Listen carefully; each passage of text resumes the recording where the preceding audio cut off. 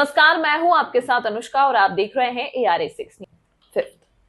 नीलघाटी रामबन से यासिर बहरू की रिपोर्ट। आज युवा भारतीय राष्ट्रीय कांग्रेस के नेता श्री कन्या कुमार ने वकार रसूलवानी, डीडीसी रामसू ए, बशीर अहमद नाइक, ब्लॉक अध्यक्ष रफीक अहमद नाइक, पूर्व सरपंच मुनीर अहमद सोहिल और अन्य पार्टी कार्यकर्ताओं के साथ नील गगवानी गांव का दौरा किया। इस दौरे का उद्देश्य स्थानीय निवासियों से जुड़ना और उनकी चिंताओं को दूर करना था। प्रतिनिधिमंडल ने समुदाय के सामने आने वाले मुद्दों को सुना और क्षेत्र के बुनियादी ढांचे और सेवाओं को बेहतर बनाने के संभावित समाधानों पर चर्चा की।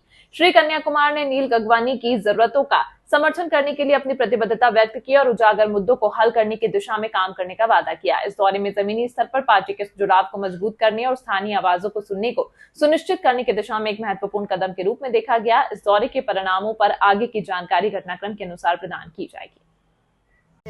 कबीर कहते थे, बड़े बड़ाई ना करे, बड़े ना बोले कोई।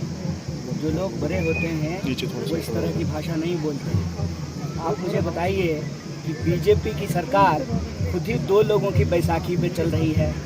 दायां पैर जो है वो नीतीश बाबू के पास है, बायां पैर जो है वो नायडू जी के पास है। खुद ये 400 का वादा करते थे, 240 पे जा कर के अटक गए हैं।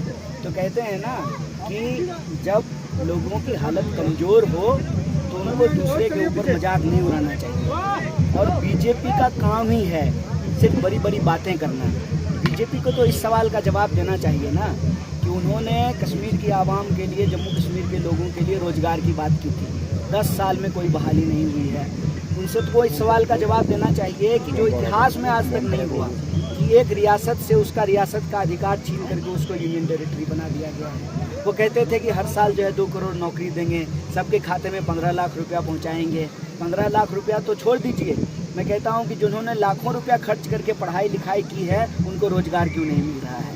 आप इस इलाके में बात कीजिए कि किस तरीके से उन्होंने लैंड राइट के कानून को बदल दिया है। अभी जो एक्वायर की जा रही है ज़मीन डेवलपमेंट के नाम पे, तो लोगों को जो है मुआवजा क्यों नहीं मिल रहा है। ये सारे मौजूद सवाल हैं और इन सवालों का जवाब बीजेपी के पास नहीं है, इसीलिए वो इधर उधर की बात कर रही है। सरकार कह रही है कि जम्मू कश्मीर में हालात बेहतर किए, 370 हटाने के बाद और स्टेट को डिग्रेड करने के बाद भी।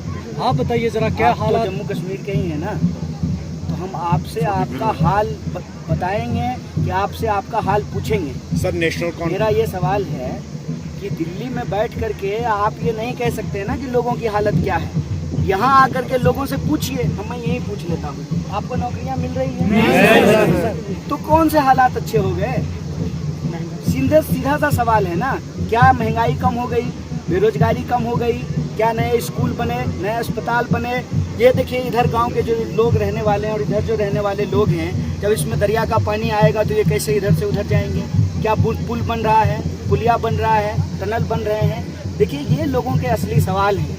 मीडिया मैनेजमेंट से चेहरा चमका लेने से जो है लोगों की हालत नहीं बदल जाती है। लोगों की हालत बदतर हुई है, बेरोजगारी बढ़ा है। जम्मू कश्मीर में एक ज़माने में बेरोजगारी थी ही नहीं और आज पढ़े लिखे लोगों को रोजगार नहीं मिल रहा है। तो सरकार खोखले दावे कर रही है और वो खोखले दावे के खिलाफ 10 साल तक जो जुल्म हुआ है यहाँ लोगों के ऊपर, उसके खिलाफ लोग वोट करेंगे और बीजेपी को हर हाल में लोग हराएंगे। सर, नेशनल बिल्कुल क्लियर है। इंडिया अलायंस है यहाँ पे। जैसे इंडिया अलायंस लोकसभा चुनाव में था, वैसे ही जो है यहाँ की विधानसभा में भी इंडिया अलायंस है। और इस पर हमारा सीधा मानना है कि जिस तरह से रियासत का अधिकार छीना गया है, यहाँ के लोगों को रियासत का अधिकार वापस देना पड़ेगा। ये हमने मैनिफेस्टो में शामिल किया है। तमाम महत्वपूर्ण खबरों के लिए देखते रहिए ARA6 न्यूज़।